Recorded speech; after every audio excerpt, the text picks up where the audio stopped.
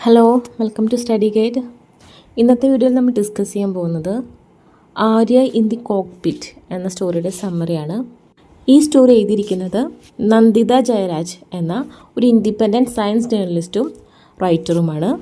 Our the live science com എന്ന media പ്ലാറ്റ്ഫോമിൻ്റെ ഫൗണ്ടറാണ്. നന്ദിത ജയരാജ് സ്വന്തമായും കൂട്ടായും പല പുസ്തകങ്ങളും എഴുതിയിട്ടുണ്ട്. അവർ എഴുതിയ ചില പുസ്തകങ്ങളാണ് Anna's extraordinary adventures with weather, 31 extraordinary adventures in science, lab hopping a journey to find India's women in science എന്നിവ. നന്ദിത ജയരാജിൻ്റെ ആര്യ ഇൻ ദി കോക്ക്പിറ്റ് എന്ന ഈ സ്റ്റോറി വളരെ ചെറുപ്പത്തിൽ തന്നെ പറക്കാൻ ആഗ്രഹിച്ച അല്ലെങ്കിൽ പൈലറ്റ് ആകാൻ ആഗ്രഹിച്ച ഒരു പെൺകുട്ടിയുടെ കഥയാണ്. ആ പെൺകുട്ടിയുടെ പേരാണ് ആര്യ. ഇനി നമുക്ക് സ്റ്റോറിയുടെ സമ്മറിയിലേക്ക് കിടക്കാം. ആര്യയ്ക്ക് എപ്പോഴും പറക്കാനായിരുന്നു ആഗ്രഹം. 4 വയസ്സുള്ളപ്പോൾ അവൾക്ക് റോസമ്മ ആകണമെന്നായിരുന്നു ചിന്ത. റോസമ്മയെ ആര്യ ഒരു സർക്കസിലാണ് കണ്ടത്. റോസമ്മ ഒരു ട്രപ്പീസ് അഭ്യാസിയായിരുന്നു. ആര്യയ്ക്കും റോസമ്മയെ പോലെ ഒരു ഞാണിൽ നിന്നും മറ്റൊരു ഞാണിലേക്ക് പറന്നു കയറണമെന്നായിരുന്നു ആശ. അവളുടെ ഡ്രസ്സും റോസമ്മയുടെ ഡ്രസ്സ് പോലെ തിളങ്ങണം. 100 കണക്കിന് ആൾക്കാർ അവളുടെ അഭ്യാസം കണ്ട് കൈയടിക്കും. അവൾ എന്നും കോട്ടൺ കാൻഡി തിന്നും. അവളുടെ ഏറ്റവും നല്ല സ്നേഹിതൻ ഒരു ജോക്കറായിരിക്കും. ആര്യയ്ക്ക് 8 വയസ്സായപ്പോൾ അവൾക്ക് കൽപ്പന ചൗളയെ പോലെ ആകണമെന്നായിരുന്നു ആഗ്രഹം. അവളൊരു ഓറഞ്ച് നിറത്തിലുള്ള സ്യൂട്ട് തയ്പ്പിച്ച് രാത്രിയും പകലും അത് ധരിച്ചു. ആ സ്യൂട്ടിൽ ചൂടെടുക്കില്ലേ എന്ന് അവളുടെ അമ്മ ചോദിച്ചു. അപ്പോൾ അവൾ പറഞ്ഞു, ശൂന്യാകാശ സഞ്ചാരികൾ അത്തരം സ്യൂട്ടുകൾ എപ്പോഴും ധരിച്ച് അതുമായി ഒത്തുപോകണമെന്നും ശൂന്യാകാശം ഭൂമിയെപ്പോലെ അത്ര സുരക്ഷിതമല്ലെന്നും അവളുടെ സ്യൂട്ട് അവളെ സുരക്ഷിതമാക്കുമെന്നും അവൾ അവരോട് പറഞ്ഞു. ആര്യയ്ക്ക് 12 വയസ്സായപ്പോൾ അവൾക്ക് അമേലിയ ഇയർഹാർട്ട് ആകണമെന്നായിരുന്നു ആഗ്രഹം. അമേലിയ ഇയർഹാർട്ട് ഒരു അമേരിക്കൻ ഏവിയേറ്ററും ലോകത്തിലെ ഏറ്റവും പ്രശസ്തരായവരിൽ ഒരാളുമാണ്. അറ്റ്ലാന്റിക് സമുദ്രത്തിന് കുറുകെ ഒറ്റയ്ക്ക് പറന്ന ആദ്യ വനിതയായിരുന്നു അവർ. 1937 ജൂലൈ 2 ലോകം ചുറ്റി സഞ്ചരിക്കുന്ന ആദ്യ വനിതാ പൈലറ്റാകാൻ ശ്രമിക്കുന്നതിനിടെ പസഫിക് സമുദ്രത്തിന് മുകളിലൂടെ അപ്രത്യക്ഷയായി. ആര്യ അവളുടെ സ്കൂൾ പ്രൊജക്റ്റിനായി ഒരു പ്ലെയിൻ മോഡലായി ഉണ്ടാക്കി. അത് പറക്കുകയില്ലെങ്കിലും അവൾക്കതിന് 2ാം സമ്മാനം കിട്ടി.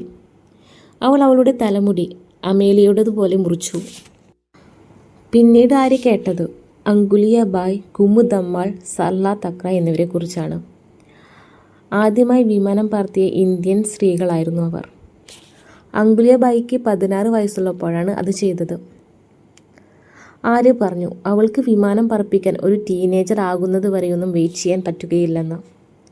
അവൾക്ക് ഡ്രൈവ് ചെയ്യാൻ പറ്റില്ല, വോട്ട് ചെയ്യാനും പറ്റില്ല, പക്ഷേ അവൾക്ക് പറക്കാമല്ലോ എന്ന്. ആര്യയ്ക്ക് 18 വയസ്സായപ്പോൾ അവൾക്കൊരു ഫൈറ്റർ പൈലറ്റ് ആകണമെന്നായിരുന്നു മോഹം. ആര്യയുടെ റൂമിൻ്റെ ചുമരിൽ ഒരു പോസ്റ്റർ അവളുടെ സഹോദരൻ രാജു കണ്ടു. അതിൽ ചിലരുടെ ചിത്രമുണ്ട്. അവൻ അവളോട് ചോദിച്ചു അവർ ആരൊക്കെയാണ് എന്ന്. ആര്യ അവനോട് പറഞ്ഞു, അവർ ഭാവന, ആവണി, മോഹന എന്നിവരാണെന്ന്. അവരാണ് ഇന്ത്യയിൽ ആദ്യമായി ഫൈറ്റർ പ്ലെയിൻസ് എന്ന് വെച്ചിട്ടുണ്ടെങ്കിൽ യുദ്ധവിമാനങ്ങൾ പറത്തിയത്. അപ്പോൾ രാജു ചോദിച്ചു, അവർ ആര്യയുടെ ഫ്രണ്ട്സ് ആണോ എന്ന്. ആര്യ പുഞ്ചിരിച്ചുകൊണ്ട് പറഞ്ഞു, ഒരു ദിവസം അവർ അവളുടെ ഫ്രണ്ട്സ് ആകുമെന്ന്. ആര്യ ഫ്ലൈയിങ് സ്കൂളിൽ പഠിക്കാനുള്ള പണം സ്വരുക്കൂട്ടി. പഠിക്കാൻ കുറച്ച് വർഷങ്ങളെടുത്തു. അവൾ പൈലറ്റുകളുടെ കൂടെ സമയം ചിലവഴിച്ച് അവരിൽ നിന്നും പലതും പഠിച്ചു. കാഴ്ചശക്തിക്ക് വേണ്ടി അവൾ നന്നായി ക്യാരറ്റ് കഴിച്ചു. അവളുടെ അമ്മ പറയുമായിരുന്നു ക്യാരറ്റ് കണ്ണിന് നല്ലതാണ് എന്ന്. അവൾ കഠിനമായി പരിശ്രമിച്ചു. അങ്ങനെ അവസാനം ആര്യയുടെ സ്വപ്നം സഫലമായി. ഒരു പ്രത്യേക ദിവസം അവൾ ആദ്യമായി കോക്ക്പിറ്റിലിരുന്ന് വിമാനം പറത്തി. അവളുടെ വിമാനത്തിൽ 2 പ്രത്യേക യാത്രക്കാരുണ്ടായിരുന്നു, സഹോദരൻ രാജുവും അമ്മയും. അവൾ യാത്രക്കാർക്ക് സ്വാഗതം പറഞ്ഞു. ലേഡീസ് ആൻഡ് ജെന്റിൽമാൻ, ഇത് നിങ്ങളുടെ ക്യാപ്റ്റൻ ആര്യയാണ്, സ്വാഗതം. രാജു സന്തോഷത്തോടെ ചേച്ചി എന്ന് വിളിച്ചു. അമ്മ അഭിമാനത്തോടെ അതെൻ്റെ മകളാണ് എന്ന് പറഞ്ഞു. അങ്ങനെ ആര്യയുടെ പറക്കാനുള്ള സ്വപ്നം നിറവേറി. അവളൊരു പൈലറ്റായി.